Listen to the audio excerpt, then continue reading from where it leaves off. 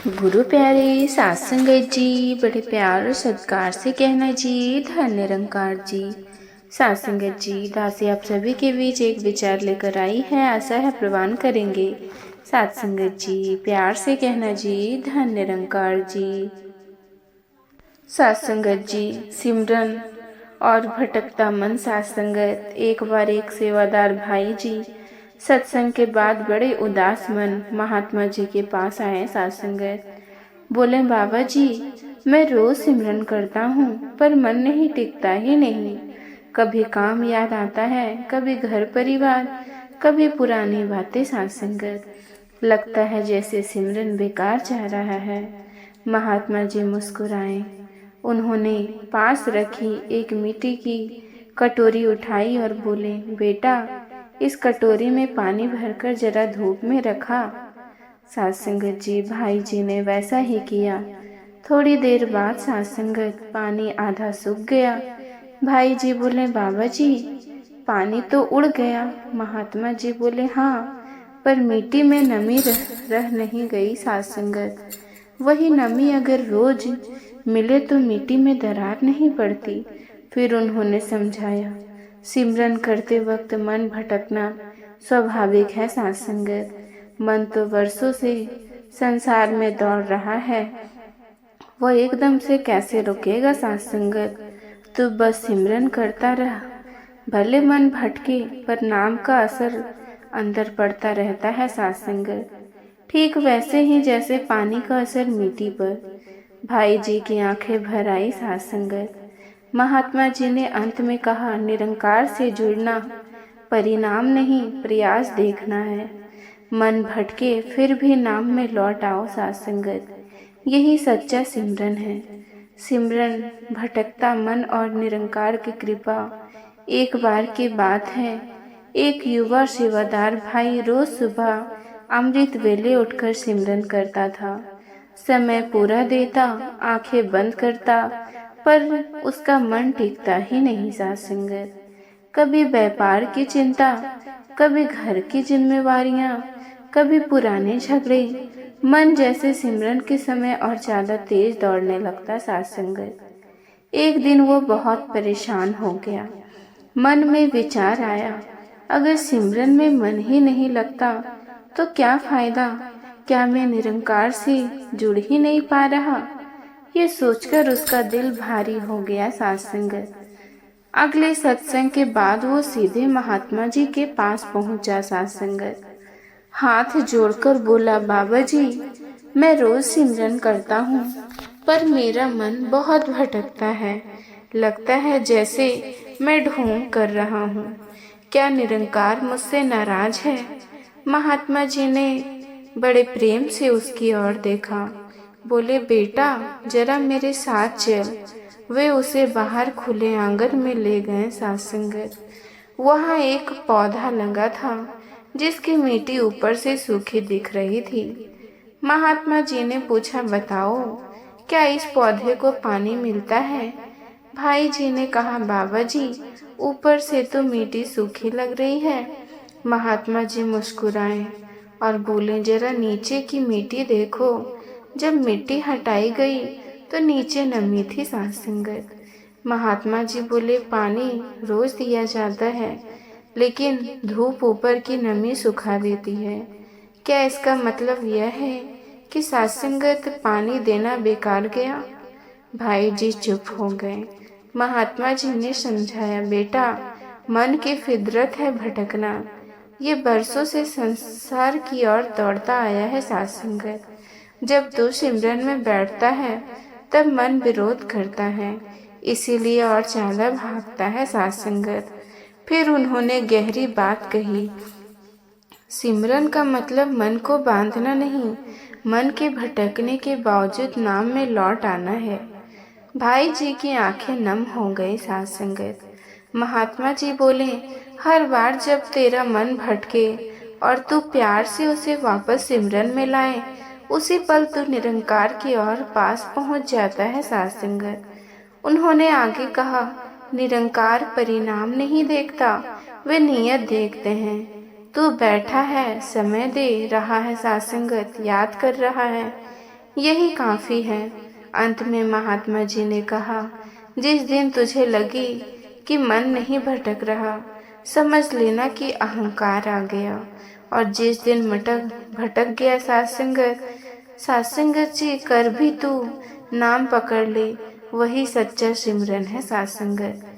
उस दिन के बाद भाई जी का मन अब भी कभी कभी भटकता था, पर उसे डर नहीं लगता था। वो मुस्कुराकर बस इतना कहता था, निरंकार मैं फिर लौट आया। और यही लौट आना धीरे धीरे उसकी जिंदगी को बदलने लगा। सात्संगत, भटकता मन सिमरन और निरंकार की अनंत करुणा बहुत समय पहले की बात है। सात्संगत, एक गांव में हर नाम का एक सेवादार रहता था। वो बचपन से ही सत्संग में आता रहा था। सात्संगत, सेवा सिमरन और संयम सब कुछ करता था। बाहर से देखने वाले कहते, ये तो बड़ा श्रद्धालु है, पर उसके भीतर एक युद्ध चलता रहता। सात्संगत, जब भी वो सिमरन में बैठता, उसका मन शांत होने के बजाय और अशांत हो जाता। कभी उसे पैसों की चिंता सताती, कभी बच्चों का भविष्य, कभी किसी की कही हुई कड़वी बातें, और कभी पुराने पाप याद आ जाते। सात्संगत, कई बार सिमरन के बीच ही उसकी आंखें खुल जाती। मन कहता, तू योग्य नहीं है, ये सिमरन तेरे बस का नहीं। धीरे धीरे उसके अंदर अपराध बोध भरने लगा। सात्संगत, उसे लगने लगा कि वो निरंकार से झूठ बोल रहा है। अंतर की थकान एक दिन हर नाम ने सिमरन करना ही छोड़ दिया। सात्संगत, सोचा जब मन लगता ही नहीं तो बैठने का क्या लाभ। सात्संगत, कुछ दिन बीत गए, बाहर से जिंदगी वही थी, पर भीतर कुछ सूखने लगा था। सात्संगत, एक शाम सत्संग में महात्मा जी ने कहा, सबसे बड़ा छल ये नहीं है कि मन भटकता है, सबसे बड़ा छल ये है कि हम निरंकार को याद करना ही छोड़ दें। सात्संगत, ये वाक्य हर नाम के दिल में तीर की तरह लगा। प्रश्न और पीढ़ा। सात्संगत, सत्संग के बाद वो रुका। जब सब चले गए तो वो महात्मा जी के चरणों में बैठ गया। सात्संगत, बोला, बाबा जी मैं हार गया हूँ, सिमरन में मन नहीं लगता। सात्संगत, मन भटकता है, गंदे विचार आते हैं, क्या निरंकार मुझसे दूर हो गए? महात्मा जी ने उसकी आंखों में देखा। सात्संगत, वहाँ छल नहीं था, सिर्फ थकान थी। नदी की सीख। महात्मा जी ने उसे पास की नदी के किनारे ले गए। शाम का समय था, पानी बह रहा था। सात्संगत, महात्मा जी बोले, नदी को देख रहे हो? हर नाम ने सिर हिलाया। नदी कभी सीधी नहीं बहती। महात्मा जी बोले, कहीं पत्थर आता है, कहीं मोड़, कहीं कीचड़। फिर उन्होंने पूछा, क्या नदी ने बहना छोड़ देती है? सात्संगत, हर नाम ने कहा, नहीं बाबा जी। महात्मा जी मुस्कुराए, बस यही सिमरन है। मन के पत्थर आएंगे, विचारों को कीचड़ आएगा, पर नाम का बहाव नहीं रुकना चाहिए। मन का विरोध।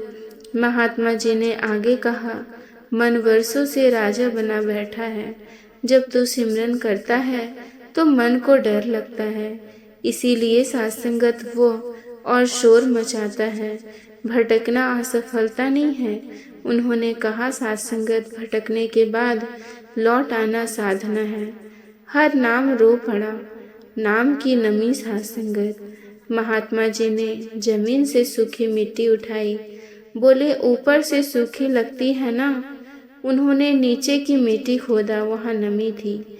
नाम भी ऐसा ही है। सात्संगत, महात्मा जी बोले, ऊपर से तुझे लगेगा सात्संगत कुछ नहीं हो रहा, पर अंदर संस्कार बदल रहे होते हैं।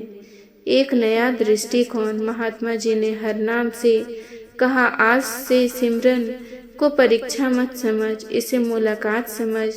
निरंकार से मिलने आ जाया कर। सात्संगत, ये भाव रख परिवर्तन की शुरुआत।